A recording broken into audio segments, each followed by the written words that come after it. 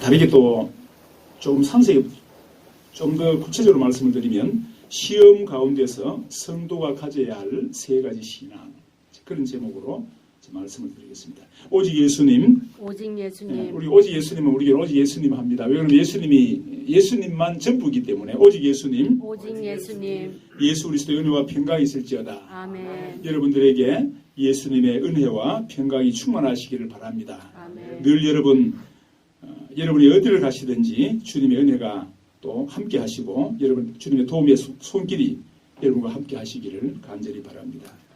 여러분 오늘 이 야고보서를 보면 처음부터 시험에 대한 이야기를 하고 있죠. 시험이 무엇인가 하면 모든 사람은 다 시험을 다 이제 당하도록 되어 있습니다. 그래서 우리 신앙생활을 하는 데 있어서 시험은 마치 우리 요즘 영어로 must라고 하는 게 있는데 반드시 당하는 것이다. 그럼 시험을 당할 때 우리가 어떻게 해야 되느냐? 또 오늘 본문에 보면 여러 가지 시험이다라고 이야기를 했습니다. 그러니까 시험이 한 가지만 있는 것이 아니고 마치 여러분 전천후 폭격기가 폭격하듯이 그렇게 여러 가지 방면으로 시험이 우리에게 다가온다. 그럴 때 우리가 어떻게 해야 될 것이냐? 시험은 피할 수가 없는데 그러면 이제 우리가 알아야 될 것은 어떻게 우리가 반응할 것이냐? 여러분 토인비가 말하기를 도전과 응전이라 수많은 도전이 있는데 어떻게 우리가 반응을 하느냐? 그게 중요하다 말한 것처럼 시험을 당할 때 우리가 무엇을 해야 될 것인가? 오늘 본문을 통해서 세 가지로 생각을 해보겠습니다. 첫째, 시험을 당할 때 우리가 해야 될 것은 기쁘게 여겨야 한다. 본문 2절에 보면 내 형제들아 너희가 여러 가지 시험을 당하거든 온전히 기쁘게 여기라. 여러분 제가 성경 처음 볼 때는 몰랐는데 오늘 본문에 보니까 굉장히 온전하다는 말이 굉장히 많습니다. 온전하다는 것만 영어 쓰기에 perfect, 완벽하게 100% 그 이야기죠. 그러니까 조금만 기쁘게 여기는 것이 아니고 정말 기쁘게 여긴다. 가식으로 말고 정말로 기쁘게 여긴다. 여러분 누가 우리를 보면 좀 이상하다 생각 안 할까요? 시험이 한두 가지가 아니고 여러 가지 시험을 만나는데 100% 기뻐해라. 좀 이상하지만 우리에게 바로 우리 주님 안에서는 이게 가능하다. 여러분 언제 기쁘게 얘기를 한다는 말은 무슨 뜻입니까? 기뻐하는 신앙. 여러분 성도가 시험을 당할 때 해야 될 첫 번째 것이 무엇인가 하면 기쁘게 여겨야 된다. 그 말은 기뻐하는 신앙을 가져야 된다. 여러분 우는 것보다는 기쁘게 더 좋지 않습니까? 그죠? 제가 학생들 지도를 해보면 학생들 가운데서 이렇게 늘 울상이 있습니다. 그럼 울상이 있는 이 학생은 아무리 실력이 있고 다른 거 많이 가지고 있어도 철저히 이미 이건 이 면접에서 떨어져 버립니다. 그래서 오늘 기쁘게 이긴다. 항상 기뻐하는 신앙을 가져야 된다. 여러분 왜 우리가 시험을 만날 때 기뻐해야 됩니까? 여러분 시험을 우리가 잘 알아야 되는데 시험과 유혹이 있지 않습니까? 시험은 영어로 테스트고 유혹은 템테이션입니다. 하나님은 우리를 유혹하시는 분이 아니고 시험하시는 분입니다. 시험은 나쁜 의미가 아닙니다. 유혹은 나쁜 의미여도 시험은 나쁜 의미가 아닙니다. 시험은 누구라도 다 하는 것입니다. 여러분 시험이라는 말은 다른 말로 하면 시련이라고 바꿔 부를 수가 있는데 이 말은 반드시 성숙을 위한 전 단계다. 내가 성숙하려면 반드시 시험을 거쳐야 된다. 오늘 본문 3절에 보면 믿음의 시련은 인내를 만들어내어서 우리를 성숙하게 한다고 그렇게 말을 하고 있습니다. 여러분 시험 당할 때 기뻐하는 사람은 두 가지 종류가 있습니다. 한 사람은 좀 모자라는 사람이 그런 경우가 있습니다. 그죠? 좀 모자라고 세상 물정을 모르는 사람, 분위기 파악을 잘 못하는 사람, 그런 사람은 자기한테 시험이 왔는데 막 기뻐하고 좋아. 그러나 첫째는 어떤 사람은 정신 연령이 모자라서 그런 경우가 있고 또 한 사람은 우리는 이미 다 모든 것을 이겼기 때문에 승자의 여유가 있습니다. 그래서 우리는 기쁘게 여길 수가 있다 그 말입니다. 여러분 왜 우리가 기쁘게 여길 수가 있습니까? 우리는 눈에는 안 보이지 뭐 주님이 분명히 주님 우리와 함께 계십니다. 아멘. 그렇죠. 그러니까 우리는 염려할 필요도 없고 시험을 당할 때에 주님이 계시기 때문에 기뻐할 수가 있다. 어떻게 기뻐합니까? 온전히 기쁘게 여기라. 그래서 우리가 기억해야 될 거 시험을 당할 때 기뻐해야 된다. 기뻐하는 신앙을 가지고 있어야 된다. 여러분 종전에 어떤 교회를 가보니까 그 목사님 그렇게 이야기하시더라고요. 여러분 기쁘지 않아도 자꾸 기뻐하십시오. 기쁘다고 말을 하십시오. 그러면 나중에는 저절로 기쁜 일이 생긴다는 거예요. 근데 우리는 그보다 더 한 차원 더 높게 우리는 그래서 그런 것이 아니고 아무리 시험이 있어도 이 시험을 주관하시는 우리 주님이 살아계신다. 아멘. 주님이 나의 하나님이시다. 그분께는 모든 것이 가능하다. 내가 기도만 하면 그분을 들어 응답해 주신다. 그 사실을 알고 있기 때문에 우리는 100% 온전히 기쁘게 이길 수가 있습니다. 여러분 시험이 왔을 때에 내가 절망하고 우는 거 하고 시험이 왔을 때 기뻐하는 거 하고 여러분 그냥 보통 사람이라도 후자가 더 낫습니다. 절망하면 자꾸 절망해지고 여러분 사람의 생각은 점점 더 나쁜 데로 끌고 가기 마련이거든요. 그러나 기뻐하고 즐거워하면 특별히 거기에다가 예수님 때문에 내가 기뻐한다. 그러면 얼마든지 우리는 승리할 수가 있다는 것입니다. 여러분 베드로전서 1장에 보면 뭐라 했냐면 그러므로 너희가 이제 여러 가지 시험으로 말미암아 여러분 베드로전서에서도 또 여러 가지 시험. 여러분 시험은 이렇게 여러 가지입니다. 잠깐 근심하게 되지 않을 수 없으나 오히려 크게 기뻐하는도다.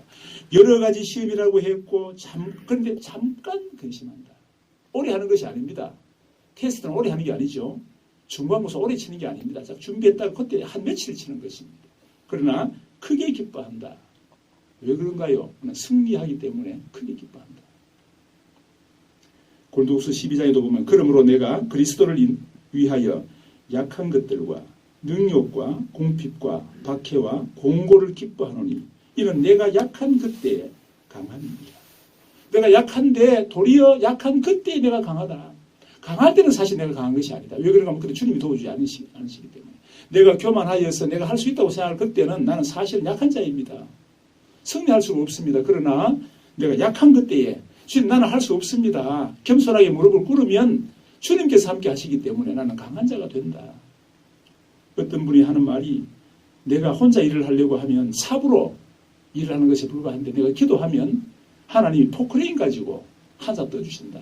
여러분 삽하고 포크레인하고는 차이가 있습니다. 어마어마한 양적인 차이가 있다. 그리고 우리가 주님을 믿으면 양적인 차이뿐만 아니라 질적인 차이까지도 있다. 세상의 도움이 아니다. 이거는 상상 못할 도움이 있다. 그래서 우리가 시험을 당할 때 우리가 꼭 해야 될 것이 기뻐해야 된다. 주님 계시면 기뻐할 수 있습니다.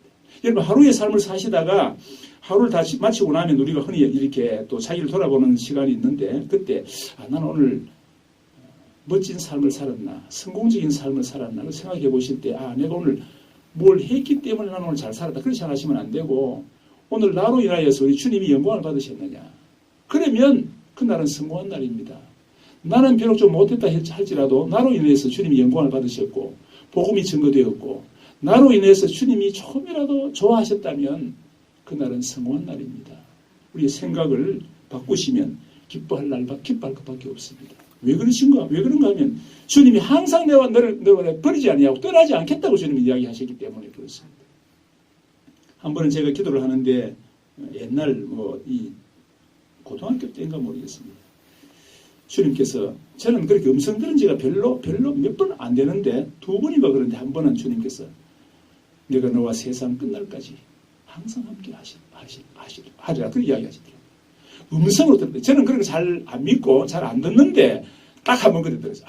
그게 얼마나 좋든지. 여러분 그런데 그 다음에 내가 더 큰 걸 또 들었거든요. 그 말은 이제 공개는 못 하겠습니다. 그런데 앞에 말 들었는 그것보다 뒤에는 엄청난 말을 들었는데 앞에 어떤 분들은 그 말 들은 가지고 막 평생을 이거 자랑하며 좋아하시더라고요. 물론 좋죠. 항상.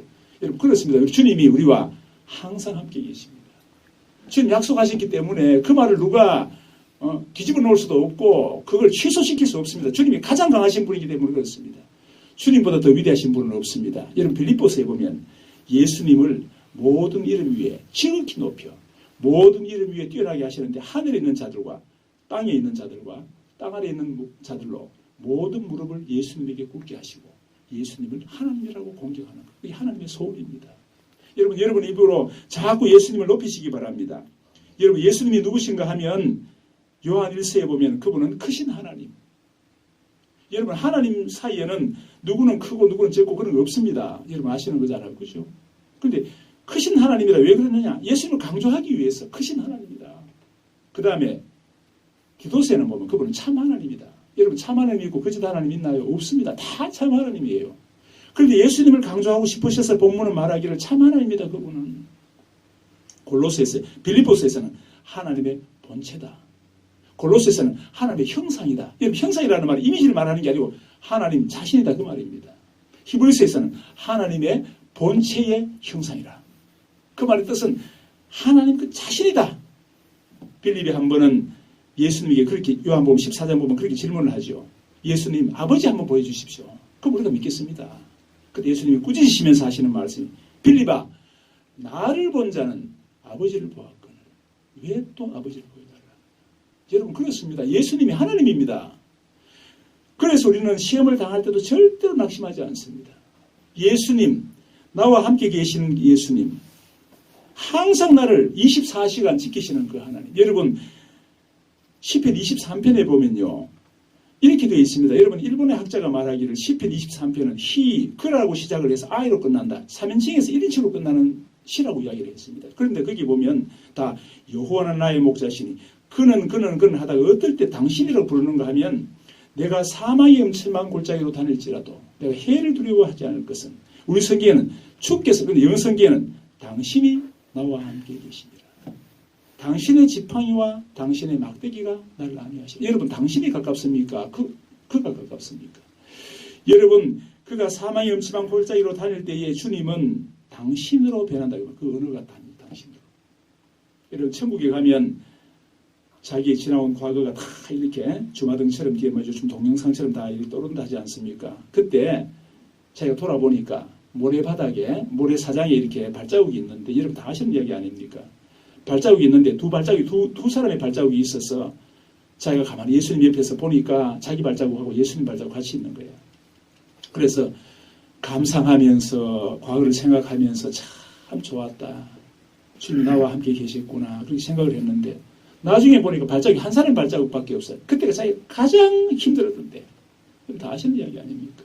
그런데 그래서 이 사람이 주님 앞에 항의하기를 예수님 왜 보통 때는 나와 함께 계시고 저 제일 어려울 때 실현 당할 때 내가 정말로 죽을 것 같은 그때는 왜 주님 나를 버리셨습니까? 물어보니까 예수님께서 하시는 말씀이 사랑하는 애야 자세히 봐라. 그거는 네 발자국이 아니라 내 발자국이다. 네가 너무 저렇게 힘들어할 때 내가 너를 품에 안고 저 길을 건넜답니다. 여러분 그 사실을 믿으시기 바랍니다. 아멘. 믿는 게 중요합니다. 안 믿으면 여러분 역사가 안 나타납니다. 믿어야 역사가 나타납니다. 주님은 나의 하나님이시고 주님이 나와 항상 함께 계시고 내가 어려움을 당할 때는 그럼 나를 안고 그 어려운 길을 건너신다. 그 사실 믿으시면 그래도 된다 그 말입니다. 믿으면 바라는 것들이 실상이고 보지 못하는 것들이 증거라. 여러분 저 멀리 있는 그 사실 저는 여러분 기도할 때 얼마나 어떤 기도하는가 하면 100만 명 선교사가 한국에서 나가게 해주옵소서. 여러분 아이고 그게 뭐 되느냐. 됩니다. 안 된다면 안 되지만 된다면 됩니다. 100만 명 되면 1000만 명 더 쉬워요. 나는 기도하는 중에 오만 지혜가 다 떠오르더라고요. 어떤 목사님이 서울의 선교단체 대표인데 정신이기도 한데 그분이 저보고 나는 부산에서 자기는 서울에서 두 사람이서 100만 명 선교사를 보내자. 다 준비 다 됐습니다. 사람만 모집하 보내기만 하면 됩니다. 돈도 전부 다 나옵니다. 그런데 하다가 제가 기도 부족으로 지금 현재는 중도에서 그만두었습니다. 그런데 여러분 보십시오. 제가 그런 생각을 하고 기도를 우리 생각을 많이 하고 나니까 어떤 분이 그 기도원은 여러분이 밝힐 수는 없습니다. 특이한 기도원이 있습니다. 갔는데 제 제자가 와서 한 목사가 저보고 와서 교수님 이분이 우리나라의 부동산업계 최고 대부 어떤 목사님입니다. 내가 만나서 인사를 하니까 그분이 교수님 첫마디에 참 나는 그 사건을 나는 참 이상하게 생각합니다. 누가 여러분 처음 만난 사람 보고 당신 10억 주겠다 합니까? 처음 만난 자리에서 저보고 하는 말이 교수님 제가 집사님 땅 60만 평이 있습니다. 교수님이 쓰시려고 하면 제가 그 땅을 교수님 공짜로 주지 이제 쉽게 말하면 같이 하자 이 말이죠. 같이 자기 이사장 세워주고 그냥 하라 그 말이겠죠. 할 수 있죠. 뭐 그거야. 얼마든지 교수님 쓰시도록 내드리겠습니다. 여러분 주님은 무한하신 분입니다. 상상을 초월하는 분입니다. 그러니까 우리가 시험 당할 때 조금 더 염려하지 말아야 될 것은 기뻐만 해야 될 것은 주님이 계시는데요. 여러분을 보시면 자신을 보시면 낭망하고 이렇게 뭐 우리가 한숨 쉬고 그렇게 울 수밖에 없지만 주님을 바라보면 전혀 우리는 낭망할 필요가 없습니다. 모든 거 다 있습니다. 그분에게는 지혜가 있습니다. 지식이 있습니다. 골로새서에 보면 그 안에는 지혜와 지식의 모든 보화가 감추어져 있느니라. 지혜가 왜 부족합니까? 기도 안 하기 때문에 그렇지 않습니다. 지식이 왜 부족합니까? 내가 기도하지 않아서 그렇지 않습니다. 저는 오늘 아침에 산에 가서 기도했습니다만 얼마나 추운지 저는 산꼭대기 바람 많이 부는 데가 그렇게 추운지 저는 몰랐습니다. 어떨 때는 얼어가지고 잘못하면 죽을 뻔했습니다. 그런데 거기서 기도할 때 하나님 지혜와 지식의 영을 나에게 더해 주옵소서. 주님, 나는 성령님의 능력이 필요합니다. 저는 부족합니다. 능력이 없기 때문에 주님 능력 안 주시면 아무것도 못합니다. 늘 저는 그 기도하는. 여러분, 그런데 기도하면 그 기도가 쌓인다는 사실을 아셔야 됩니다.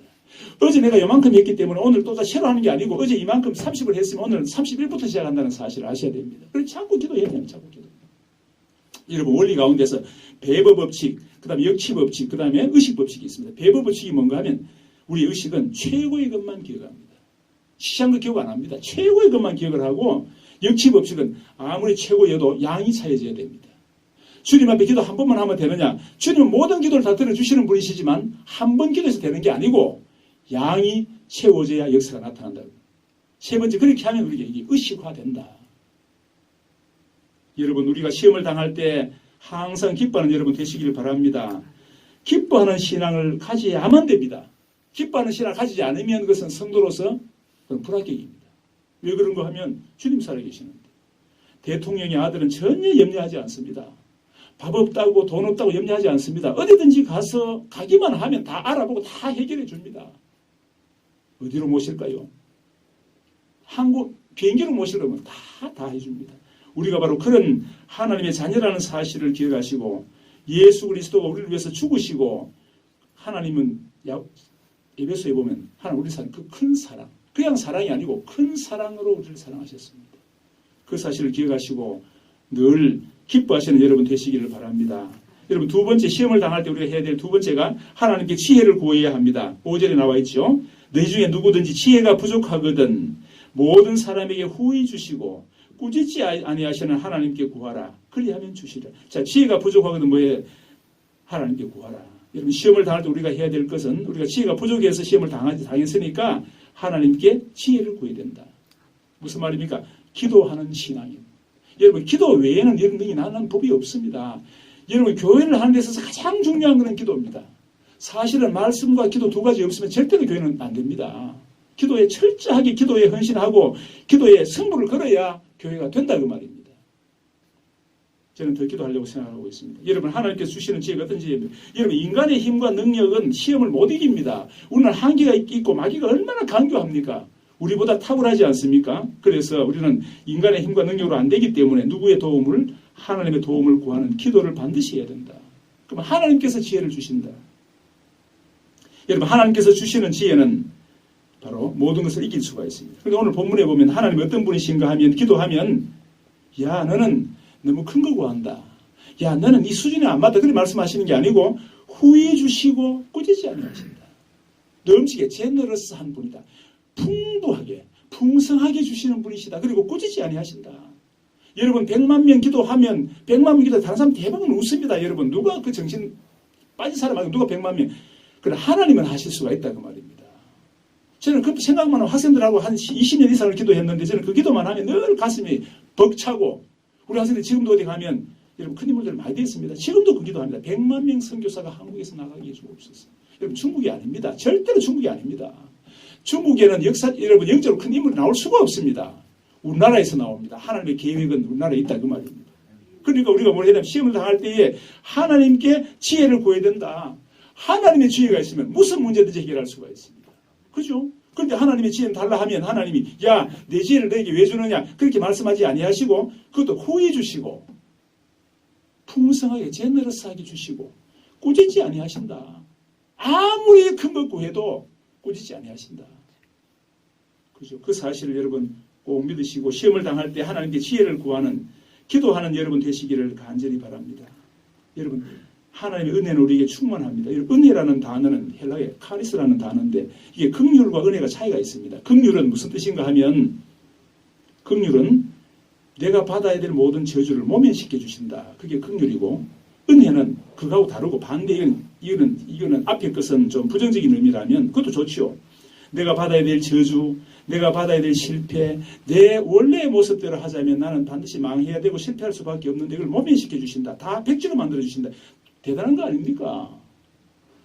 저는 어려움이 있을 때마다 어떤 상황이 있으면 로마서 8장 1절 2절 그러므로 이제 그리스도 예수 안에 있는 자에게는 결코 정죄함이 없다. 나는 어려움이 있으면 그 말을 이야기합니다. 주님, 그러므로 이제 그리스도 예수 안에 있는 자에게는 결코 정죄함이 없다.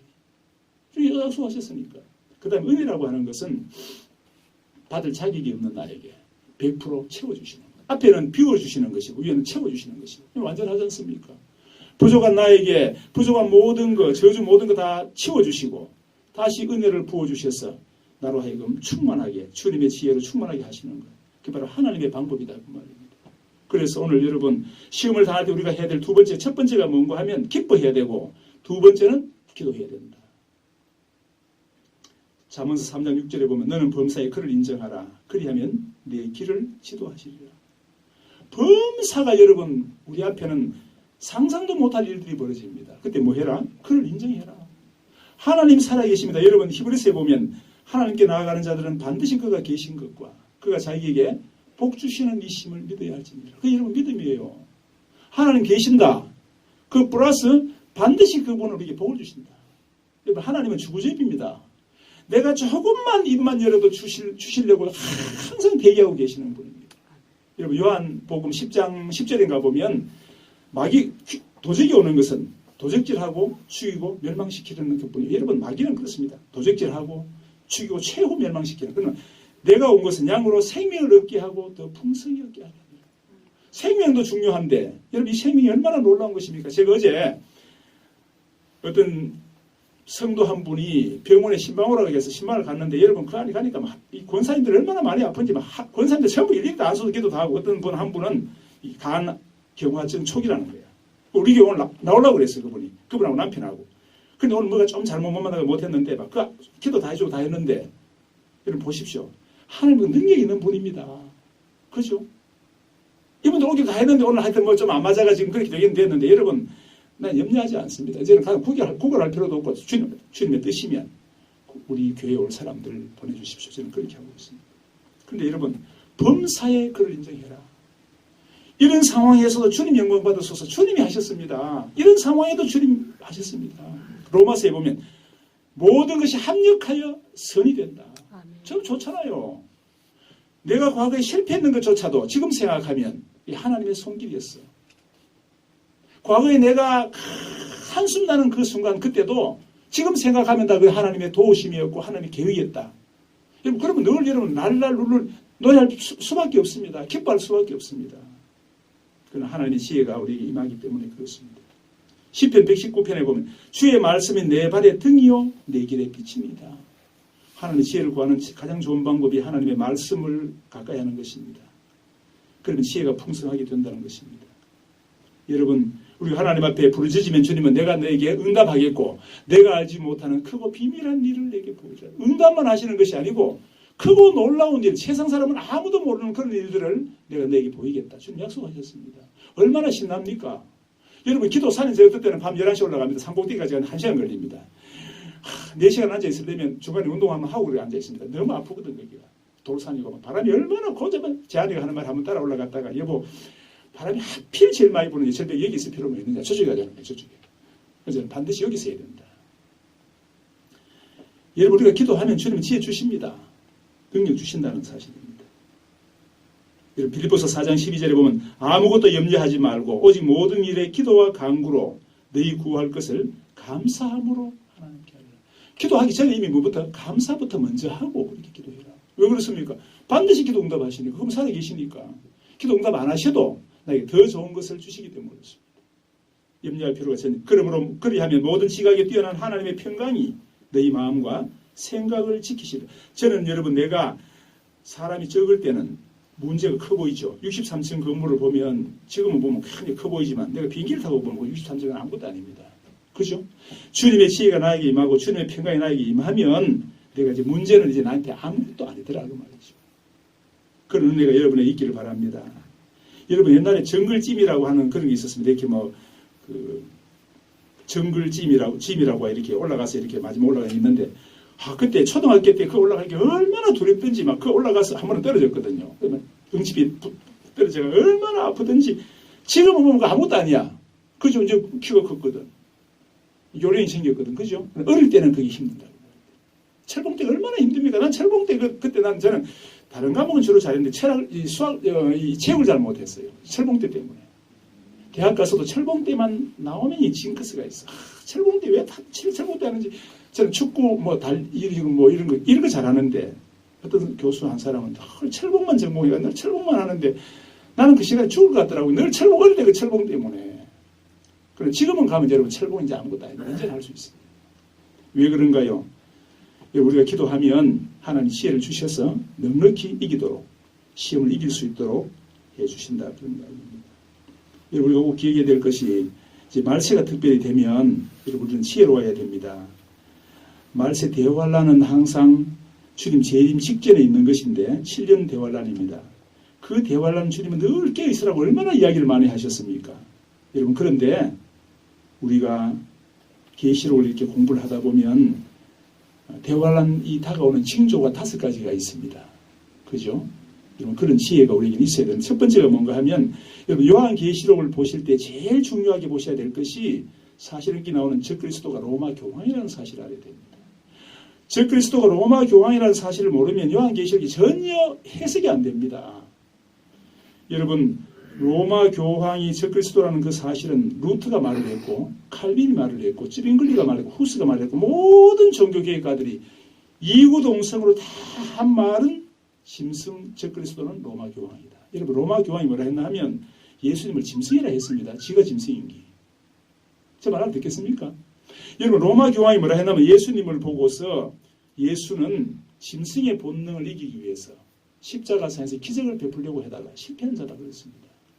어떤 목사님 한 분은 예수 피나 돼지 피나 똑같다. 여러분 그런 말을 할 수 있습니까?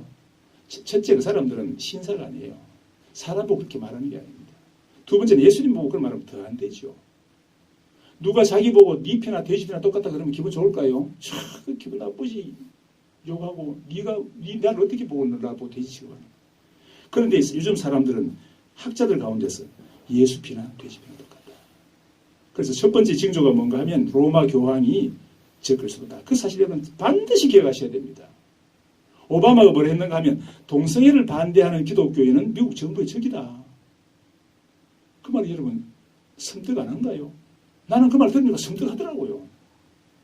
세계 대통령이 일단 미국 대통령이 동성애를 반대하는 기독교인은 미국 정부의 적이다. 교황은 말하기를 성경을 문자 그대로 믿는 자는 폭력 집단이다. 숙청해야 된다. 여러분 그 유튜브에 보면 거기는 아나운서 이렇게 말합니다. 그 말의 뜻이 바로 숙청해야 된다는데 숙청한다 무슨 말입니까? 죽인다 그 말입니다. 시대가 그런 시대라는 사실을 그런 하나님의 지혜를 가지시기 바랍니다. 두 번째가 EU가 바로 결성되는 것입니다. EU를 통해서 이제 로마 교황이 자기가 이 모든 권한을 이제 부여받는 바로 곳이 바로 EU입니다. 세 번째는 이스라엘에 이제 성전이 세워지는 것입니다. 지금은 오마르 사원이 세워져 있는데 이스라엘 사람들이 최대 자기들의 기도 제목, 자기들의 숙제가 뭔가 하면 예루살렘이 다 회복이 됐는데 그 반틈 오마르 사원이 세워진 건 회복을 못했거든요. 그게 다윗 성전을 세우는 게 자기의 평생 소원입니다. 그러면 로마 교황이 거기에다가 성전을 세우고 난 다음에 거기서 자기가 하나님이라고 선포하는 것. 그게 여러분 그게 환란, 대환란의 중간대입니다. 네 번째는 우리에게 666 짐승표를 적는 것입니다. 여러분 그거 다 하셔야 돼요. 설교만 들어가 되는 게 아니고 그런 걸 자꾸 알고 계십니다. 다섯 번째가 땅 끝까지 선교가 되고 나면 주님이 오신다. 여러분 주님이 이렇게 말씀하셨죠. 제자들을 파송하시면서 너희가 예루살렘의 모든 동네를 다 다니지 아니하여서 내가 오리라. 근데 여러분 서구인들은 그 이해를 못합니다.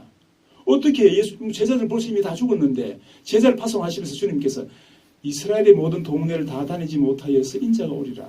그 말의 뜻은 거기 있는 주님께서는 앞에 그 이야기하시면서 마지막 종말을 항상 동시에 같이 이야기하십니다. 여러분 산을 바라보면 여기서 보면 산이 그냥 뿌옇게 그냥 하나인 것 같은데 가까이 갈수록 이제 점점 더 이렇게 뒤에 있는 산이 표시가 나지 않습니까?